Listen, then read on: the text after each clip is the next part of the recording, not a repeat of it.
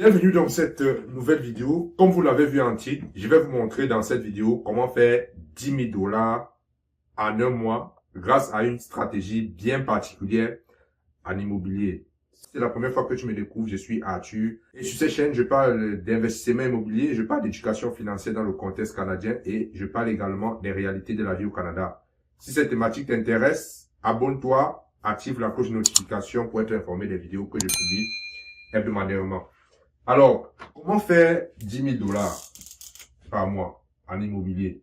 10 000 $ par mois en immobilier. Alors, stratégie que je vais vous partager aujourd'hui, c'est une stratégie très peu connue au Canada qui se fait. Les gens font cette stratégie-là, mais n'en parlent pas beaucoup.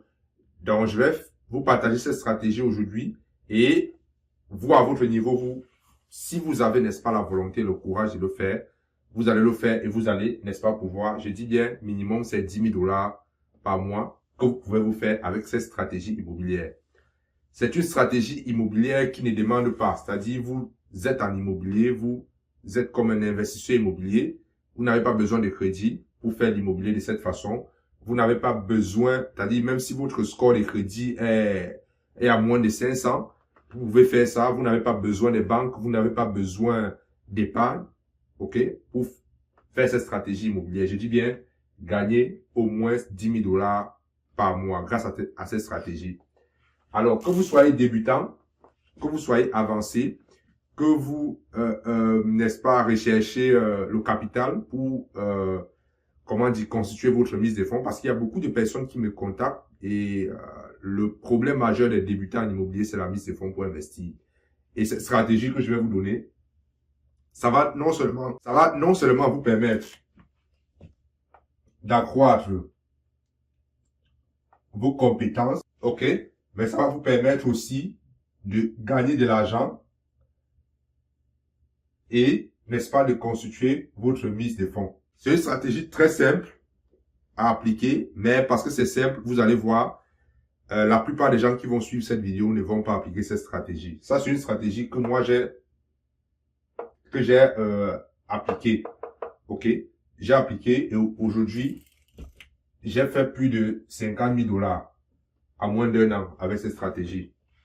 D'accord? Cette stratégie, elle est simple. On appelle simplement ça, c'est le flip. Le flip des promesses d'achat. Ok? Cette stratégie à l'immobilier, c'est une stratégie qu'on appelle la stratégie des flips des promesses d'achat. D'accord? Si vous êtes quelqu'un, vous avez vraiment de la volonté, vous voulez faire de l'immobilier, moi je conseille aux débutants de commencer par cette stratégie. Parce que, ça va vous permettre d'accroître vos compétences en prospection, vos compétences pour savoir détecter les deals. Parce que c'est ça l'immobilier. En immobilier, si vous voulez être un investisseur immobilier et vous ne connaissez pas identifier en immobilier ce qu'on appelle un deal. Ce qu'on appelle un deal en immobilier, c'est simplement votre capacité à déterminer un immeuble rentable ou un immeuble qui a un gros potentiel de rentabilité. Lorsque vous êtes à mesure, vous avez des compétences pour détecter ce genre d'immeuble-là, les gens peuvent vous payer jusqu'à 10 000 $ par mois pour, n'est-ce pas, les amener ce genre d'immeuble-là. Et c'est ce que j'ai fait. Alors, pour le faire, pour avoir ces compétences-là, ça prend de la formation. Ça prend des connaissances. Et moi, c'est ce que j'ai fait. Moi, en fait, quand j'ai commencé en immobilier, je me formais pour investir. Mais ce que certains formateurs ne vous disent pas, c'est que pour investir, il faut la mise de fonds. Bien sûr, il y a d'autres stratégies pour aller chercher les mises de fonds à travers du financement créatif. Mais même là, vous partez chercher du financement pour investir dans l'immobilier, mais vous n'avez pas suffisamment de liquidité sur vous. OK? Or, grâce à cette stratégie, vous pouvez créer une entreprise, ce qu'on appelle une Inc. Et avec cette Inc-là, vous partez, n'est-ce pas, lever des fonds pour, n'est-ce pas, faire votre investissement. D'accord? Donc, on va parler de cette stratégie dans cette vidéo et vous allez voir que avec cette stratégie, vous pouvez faire 5 000, 10 000, ça va dépendre de votre volonté, de votre capacité à travailler constamment pour générer ce genre ce genre de chiffres. Et je vous dis, c'est facile. Je connais des gens, moi j'ai fait peut-être 50 000, mais je connais des gens qui font 100 000, qui font 1 million, plus de 1 million avec cette stratégie immobilière. Et c'est possible de le faire. D'accord? Donc, pour faire, c'est très simple. Ça se fait en 4 étapes. Lorsque vous voulez faire ce qu'on appelle les flips de promesses d'achat, la première étape, c'est simplement trouver des vendeurs motivés. Je vais écrire ça en majuscule. Trouver des vendeurs motivés. Ça, c'est la première étape que vous devez, n'est-ce pas, maîtriser. Trouver des vendeurs motivés. Qu'est-ce que c'est qu'un vendeur motivé? Un vendeur motivé, c'est un vendeur qui, pour une raison ou pour une autre, veut rapidement vendre sa propriété. Et je peux vous assurer, au Canada, au Québec et en Amérique du Nord, il y a énormément, chaque jour, il y a des vendeurs qui veulent vendre. Il veut peut-être vendre parce qu'il ne veut plus faire des travaux. Il veut peut-être vendre parce qu'ils sont âgés. Il veut peut-être vendre parce qu'ils sont en train de divorcer. Il veut peut-être vendre parce que les locataires, ils ont des locataires récalcitrants qui ne payent pas. Bref, il y a 1001 raisons pour lesquelles les vendeurs veulent vendre absolument. Et en plus de ça, non seulement ils veulent vendre, ils ne veulent pas vendre avec ce qu'on appelle les courtiers immobiliers. Ils ne veulent pas vendre avec des courtiers, ce qu'on appelle des agents ou des courtiers immobiliers. Pourquoi? Parce que les courtiers prennent souvent de 5 à 10% des frais pour vendre une propriété. Ils ne veulent pas travailler avec des courtiers immobiliers, ils ne veulent pas travailler avec des agents. Il y a des vendeurs comme ça. Et vous allez donc, votre travail sera de trouver ce genre de vendeurs. Et il y en a. Si vous avez, comme j'ai dit, vous avez la bonne information pour, n'est-ce pas, trouver ce genre de vendeurs, vous allez les trouver. OK? Donc, pourquoi les vendeurs motivés? Parce que lorsque vous trouvez des vendeurs motivés qui veulent vendre et qui ne veulent pas faire affaire avec des courtiers, vous avez un gros pouvoir de négociation. Et vu qu'ils sont motivés à vendre, ils sont prêts, n'est-ce pas, à baisser leur prix. Et ça sera à votre devoir d'aller négocier pour chercher un bon prix.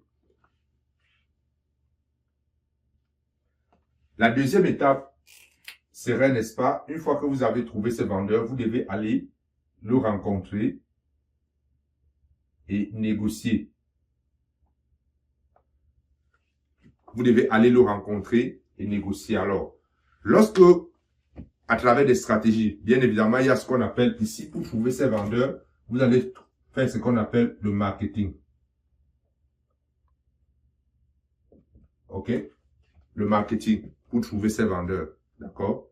J'expliquerai ça dans une autre vidéo. Vous allez faire le marketing pour trouver ces vendeurs. Une fois que vous trouvez, lorsqu'un vendeur vous dit, oui, je veux vendre, j'ai tel problème, je souhaite vraiment vendre, je souhaite rapidement vendre, vous allez le rencontrer, vous visitez la propriété, vous regardez, est-ce que la propriété est en bon état, est-ce qu'il y a des travaux à faire, est-ce qu'il y a des locataires à l'intérieur, est-ce que la propriété est vacante. Vous regardez tout ça, vous regardez l'ensemble des problèmes qu'il y a sur la propriété, l'ensemble des travaux qu'il y a sur la propriété. Et en fonction de ce que vous avez vu, vous partez négocier le prix. Admettons que vous parvenez, le vendeur vous dit par exemple, je vends ma propriété à, je sais pas, à 110 000 $. Vous lui dites non, avec les travaux qu'il y a, ben écoute, moi je vous propose 90 000 $. Bien évidemment, en amont, vous devez connaître comment les propriétés se vendent dans le secteur. Ça, c'est quelque chose que vous devez savoir. C'est pour cette raison que je vous ai dit, pour faire ce genre de business, il vous faut juste la formation, avoir les... Et je vous suis, je ne dis pas que c'est facile. Une fois que vous avez la formation, une fois que vous savez comment les choses faciles, c'est un business très facile. Je vais dire très simple, pas très facile, parce que ça demande des efforts, ça demande du travail. OK? Mais, pour un débutant qui commence en immobilier, moi, je pense que c'est la stratégie la moins coûteuse. Et non seulement c'est moins coûteux, ça va vous permettre de générer le capital rapidement. Pour, n'est-ce pas, constituer votre mise de fonds, acheter vos propres immeubles, ou alors, voilà, faire de l'argent. Soit vous achetez vos immeubles, soit vous faites de l'argent. Et vu que vous avez la capacité à détecter les immeubles rentables ou qui ont le potentiel de rentabilité, ben, ça fait votre affaire. Ça veut dire que lorsque vous allez chercher les immeubles pour vous-même, ça sera plus facile. OK? Et je vais aller plus loin. Peut-être dans une autre vidéo. Ce que cette stratégie m'apporte aujourd'hui. Je vais vous le dire ici. Depuis que je fais les flux de promesses d'achat, des partenaires à qui j'ai vendu le flux de promesses d'achat, si je voulais pas expliquer ce qu'on appelle les flux de promesses d'achat, c'est simplement un flip, c'est simplement une action d'acheter et de revendre. OK? Un flip, c'est simplement le fait d'acheter et de revendre rapidement. D'acheter dans le but de revendre rapidement. Mais dans le flip de promesses d'achat, vous n'achetez rien. OK? Dans le flux de promesses d'achat, ce sont des contrats que vous signez et vous revendez. Vous n'achetez rien. C'est ça la beauté dans le flux de promesses d'achat. Je répète encore, avec le flux de promesses d'achat, vous n'achetez rien, vous signez un contrat, vous revendez. Je vais vous expliquer ça au troisième point. Donc, je disais tantôt qu'avec cette stratégie, j'ai tellement fait des flux de promesses d'achat, OK? J'ai fait des flux de promesses d'achat que les gens à qui j'ai vendu ces promesses d'achat veulent faire le partenariat avec moi. Veulent que j'entre, que je sois associé avec eux parce que je sais trouver des immeubles. Je sais trouver des immeubles rentables. Je sais trouver des immeubles qui ont du potentiel de rentabilité. Et ça, c'est la porte d'entrée en immobilier. Tant qu'il n'y a pas un deal en immobilier, il n'y a pas d'investissement immobilier. Je parle bien d'investissement, je ne parle pas d'achat. Parce qu'il y a une différence entre acheter et investir. Tant qu'il n'y a pas de deal, en immobilier, tout commence par un deal. Et lorsque vous avez cette capacité à détecter les deals, beaucoup de gens qui voudront toujours faire affaire avec vous. Parfois, vous n'aurez même pas besoin. OK? Vous n'aurez même pas besoin parfois de mettre de l'argent dans un deal. Parce que vous savez trouver des deals rentables. Il y a des gens qui ont de l'argent, mais ne savent pas comment investir. Or, lorsque vous les apportez un deal dans lequel ils vont investir leur argent et avoir des gros rendements, beaucoup de gens vont accepter faire partenariat avec vous. Le seul travail que vous devez faire, c'est amener le deal. OK? Donc, ça, c'était une parenthèse. Donc, vous rencontrez, vous visitez la maison, vous regardez, est-ce qu'il y a des travaux, est-ce qu'il n'y a pas de travaux, est-ce que c'est vacant, ainsi de suite. Vous cherchez à comprendre, vous négociez. Admettons que vous parvenez à négocier à 100 000 la propriété, 100 000 $ la propriété. OK? Vous parvenez à négocier à 100 000 $. Et une fois que vous avez négocié à 100 000 $, la troisième étape, c'est vous signez ce qu'on appelle un contrat. Le contrat ici, ce n'est rien d'autre que la promesse d'achat. OK? La promesse d'achat. Cette promesse d'achat que vous signez, c'est-à-dire le document de promesse d'achat que vous signez a une valeur. Cela a une valeur. Pourquoi? Je vais vous expliquer pourquoi. Cela a une valeur. Pourquoi? Parce que vu que vous avez des connaissances pour trouver des propriétés rentables, vous connaissez que vous avez signé cette maison à 100 000 $. Vous avez un contrat, une promesse d'achat qui vous promettez, avec la promesse d'achat, vous promettez au vendeur que vous allez acheter sa maison à 100 000 $.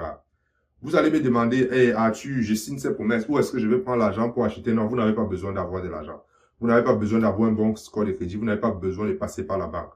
Écoutez très bien ce que je vais vous dire. Avec ce contrat, vu que vous connaissez comment les propriétés se vendent dans ce secteur, lorsque vous signez à 100 000, vous devez vous arranger que la propriété vaut plus que 100 000.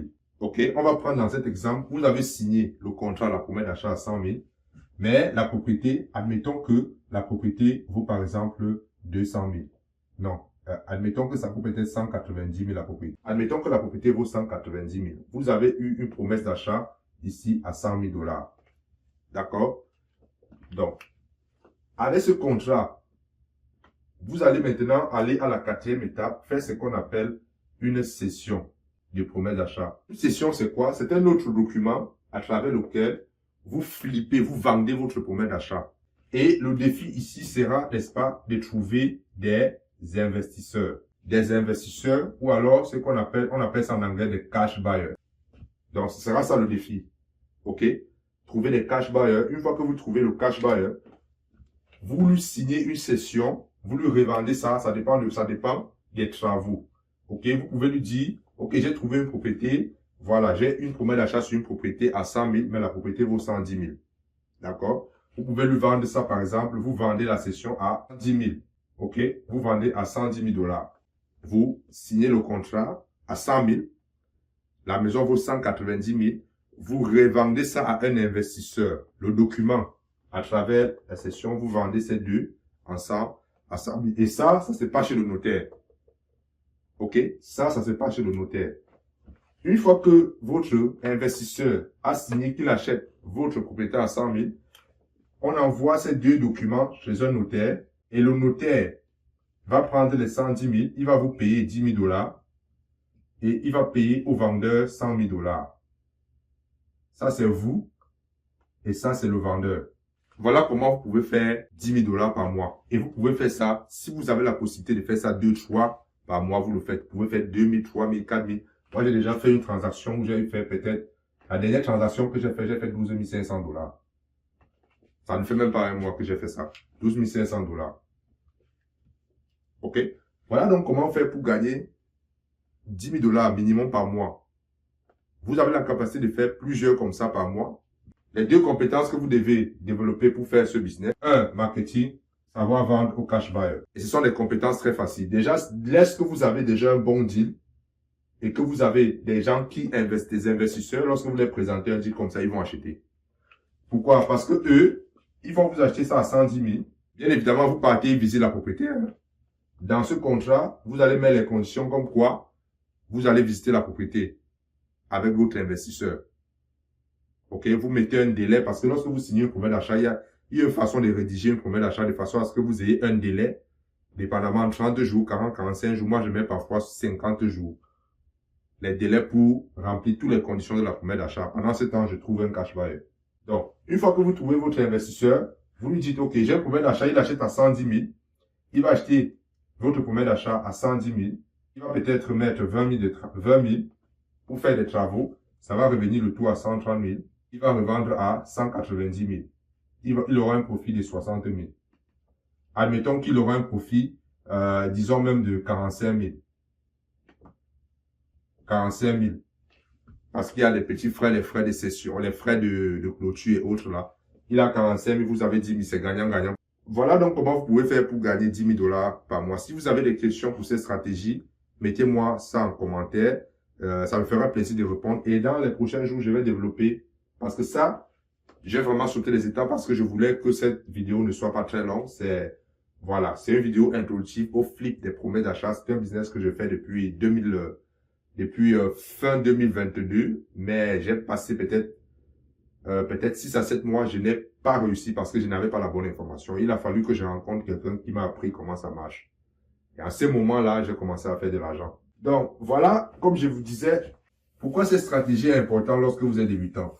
Je conseille à toute personne, parce que la plupart des gens qui me suivent sont les immigrants. Vous me posez des questions chaque jour, comment vous pouvez démarrer en immobilier. Voilà la stratégie. Un, vous allez vous former pour avoir des compétences pour, n'est-ce pas, trouver des deals, trouver des vendeurs, trouver des compétences pour comprendre votre marché, comment les immeubles se vendent. Et vous allez, n'est-ce pas, apprendre toutes ces stratégies-là. Et avec ça, non seulement vous allez gagner de l'argent, il y a des gens qui vivent de ce business. OK? Il y a des gens qui vivent de ce business. Il y a des gens qui se constituent un capital. Il y a des gens qui ont acheté tous les immeubles avec ce business. Et il y a même des stratégies plus avancées où vous n'avez même pas besoin de mettre de l'argent pour acheter. Je prends un exemple. Vous pouvez par exemple, je prends un exemple, ça c'est un bonus que je vous donne. Vous trouvez un vendeur motivé qui veut vendre et que sur sa maison, il n'y a plus d'hypothèque. Il n'y a plus d'hypothèque sur sa maison. OK? Vous pouvez par exemple faire la stratégie qu'on appelle financement du vendeur. Financement du vendeur. Ça veut dire le vendeur vous finance la propriété. Moi, j'ai acheté un terrain comme ça au Canada avec cette stratégie. Financement du vendeur. Financement du vendeur, ça veut dire quoi? Ça veut dire peut-être le vendeur vous vend, prenant le cas du terrain, il vous vend par exemple son terrain à 100 000 $.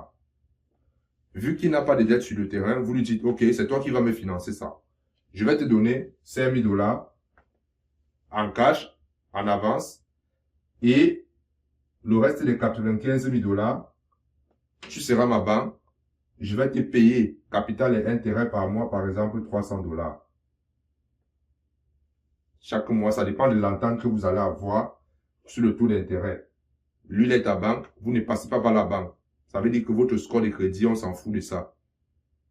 Que vous soyez, je sais pas, on s'en fout. Vous allez lui donner, chaque mois, vous lui versez 300 000 $, sachant que vous achetez le terrain à 100 000, sachant que le terrain peut-être vaut 250 000. Ça, c'est une stratégie que j'ai déjà appliquée. Donc, vous achetez ça pour vous-même, vous avez juste besoin de 5 000, disons 7 000 avec les frais de notaire et autres, vous clôturez. Une fois de plus, lorsque vous faites les flips de promesses d'achat, ça va vous développer des compétences pour pouvoir détecter ces gens. Trouver un bien à rabais à 100 000 alors que ça vaut 250 000. Même chose pour les immeubles. D'accord. Donc voilà ce que moi j'avais à vous partager dans cette vidéo. Dans les prochains jours, je vais de plus en plus partager ces stratégies sur ma chaîne, les outils que j'utilise, comment je fais mon marketing, des choses comme ça.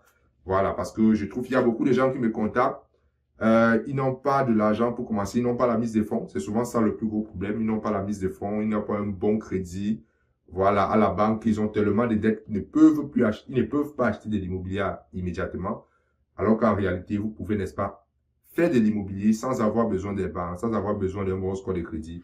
Vous commencez par ça. Ça vous permet d'avoir des compétences, ça vous permet, n'est-ce pas, de gagner de l'argent, ça vous permet de constituer votre mise de fonds pour acheter votre propriété. Ça vous permet d'avoir des connaissances et des compétences pour acheter une propriété sans avoir besoin de passer par la banque, sans avoir besoin d'avoir un bon score de crédit. J'espère que tu as aimé cette vidéo. Si tu as aimé, j'attends tes commentaires, j'attends tes questions et on se dit à la prochaine pour une nouvelle vidéo.